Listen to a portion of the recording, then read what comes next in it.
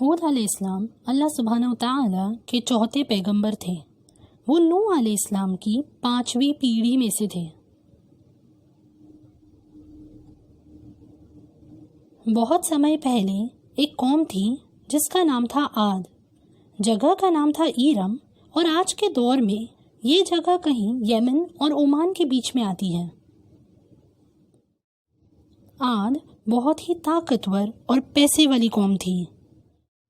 وہ بڑی بڑی رہنے کی جگہیں بناتی تھی جس کی تلنا اور کوئی قوم سے نہیں ہو سکتی۔ آج بھی کوئی بھی عاد کی طاقت سے تلنا نہیں کر سکتا۔ جی ہاں، آپ نے صحیح سنا، وہ ہم سے بھی زیادہ طاقتور اور مالدار تھی۔ پھر غلطی کہاں ہو گئی؟ وہ اللہ کو پوجتے تھے، لیکن اللہ کو اکیلے نہیں، وہ بت پوجک بھی تھے۔ اس قوم میں ایک اچھے انسان تھے جن کا نام تھا ہود۔ لوگوں کو ان پر بہت بھروسہ تھا۔ اللہ سبحانہ وتعالی نے ہود علیہ السلام کو نبوت دی تاکہ وہ ان لوگوں کو صحیح راستے پر لا سکے۔ ہود علیہ السلام نے کہا، اے میرے لوگوں، اللہ کو پوجو، اللہ کے سوا اور کوئی خدا نہیں۔ بتوں کا جہاں تک کی سوال ہے، بتوں کو تو تم نے بنایا ہے، یہ سب جھوٹ ہے۔ بڑے بڑے لوگوں نے کہا، تم جھوٹے ہو اور ہمیں لگتا ہے تم بے وقوف بھی ہو۔ ہود علیہ السلام نے کہا، اے میرے لوگوں، میں خدا کا پیغمبر ہوں، میرے میں کوئی بے وقوفی نہیں ہے۔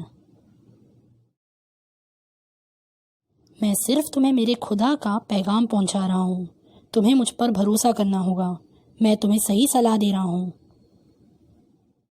لوگوں نے پوچھا، بھلا خدا نے اپنا پیغام پہنچانے کے لیے ایک انسان کو کیوں بھیج دیا؟ ہود علیہ السلام نے جواب دیا، اس میں اتنی حیران ہونے والی بات کون سی ہے؟ خدا نے مجھے اسی لیے بھیجا ہے تاکہ میں تمہیں آگاہ کر سکوں۔ اللہ کی نعمتوں پر غور و فکر کرو۔ انہوں نے تمہیں نوح علیہ السلام کے بعد بہت ساری پیڑھیاں بنائی اور تمہیں اتنا طاقتور بنایا۔ اگر تم نے صرف اللہ کی عبادت کی تو اللہ تم پر اپنی رحمت برسائے گا اور پھر تم کبھی نہیں ہارو گے۔ انہوں نے کہا، ہود، کیا تم چاہتے ہو کہ ہم صرف اللہ کو پوجیں اور ان سب کو بھول جائیں جنہیں ہمارے باپ دادوں نے پوجا؟ تمہارے پاس کوئی طریقہ نہیں جس سے تم ثابت کر سکو کہ تم سچ بول رہے ہو، اور ہم تم پر یقین نہیں کرتے۔ ہود علیہ السلام نے کہا، اے میرے لوگوں، میں تم سے اس کے بدلے میں کوئی بھی انعام نہیں مانگ رہا ہوں۔ میرا انعام صرف اس سے ہے جس نے مجھے بنایا ہے۔ تو کیا تم اپنے دماغ کا استعمال نہیں کرو گے؟ اور اے میرے لوگوں، خدا سے معافی مانگو اور توبہ کرو، وہ تم پر بارش برسائے گا اور تمہیں اور طاقت دے دے گا۔ اس دعوت کو انکار نہ کرو ورنہ تم مجرم کہلاؤ گے۔ لوگوں نے کہا، اے ہود، ہمیں لگتا ہے کہ تمہیں ہمارے خداؤں نے سزا دی ہے اور برا بنا دیا ہے کیونکہ تم ہمیں انہیں پوجنے سے روکتے ہو۔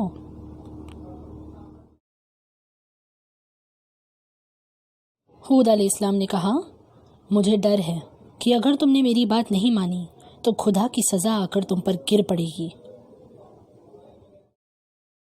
لوگوں نے کہا، اگر تم سچ کہہ رہے ہو تو سزا لا کر تو دکھاؤ۔ آخر کار ہود علیہ السلام نے سب کے بیچ زوروں میں کھڑے رہ کر کہا، خدا گواہ ہے اور تم بھی کہ میں اللہ کے سوا کسی اور کو نہیں پوچھتا۔ تو تم سب لوگ مل کر میرے خلاف سازش کرو اور مجھے بالکل چھوڑنا مت۔ میں نے اللہ پر بھروسہ کیا ہے، تمہارا خدا اور میرا خدا۔ اللہ کی نظر ہر کسی پر ہے اور بے شک میرا خدا صحیح راستے پر ہے۔ اگر تم مکر رہے ہو تو یاد رکھنا کہ میں نے اللہ کا پیغام تم تک پہنچا دیا ہے۔ میرا خدا تمہیں ختم کر کے نئے لوگوں کو لائے گا اور اس سے اسے کوئی نقصان نہیں ہوگا، اور بے شک میرا خدا ہر چیز پر دھیان رکھتا ہے۔ بڑے بڑے کافروں نے کہا یہ ایک انسان ہے، یہ کھاتا وہ ہے جو تم کھاتے ہو، اور یہ پیتا وہ ہے جو تم پیتے ہو۔ یہ صرف ایک انسان ہے تمہاری طرح، اور اگر اس کی بات تم نے مانی تو تم ہار جاؤ گے۔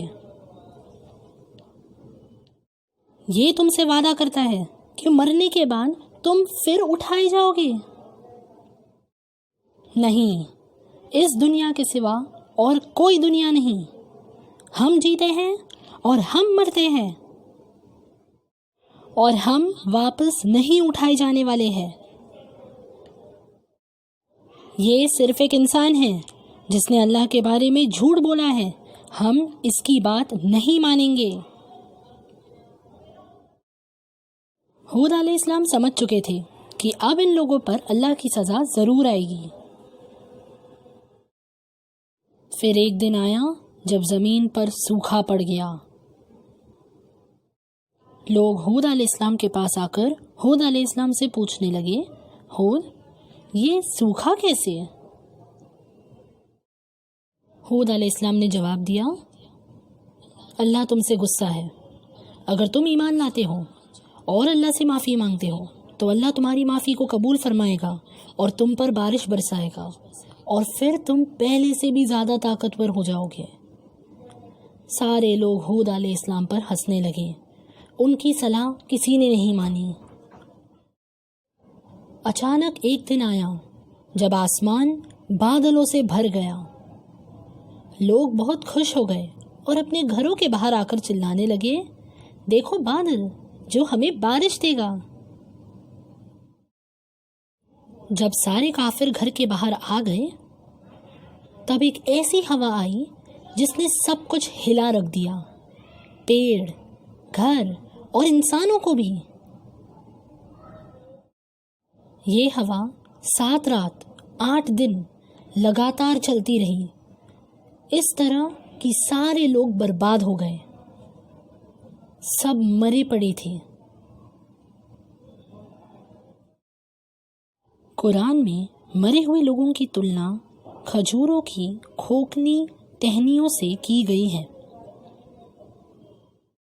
اس کا مطلب یہ ہے کہ اللہ سبحانہ و تعالی نے ان لوگوں کو اس طرح تباہ کیا کہ ایک زوردار ہوا نے ان لوگوں کو پہلے آسمان میں اٹھا لیا اور پھر ایک ایک کر کے سب کو نیچے اس طرح پٹکا کہ ان کا سر ان کے بدن سے الگ ہو گیا۔ اس طرح سارے کافر تباہ ہو چکے، صرف ہود علیہ السلام اور انہیں ماننے والے لوگ سرکشت رہ پائے۔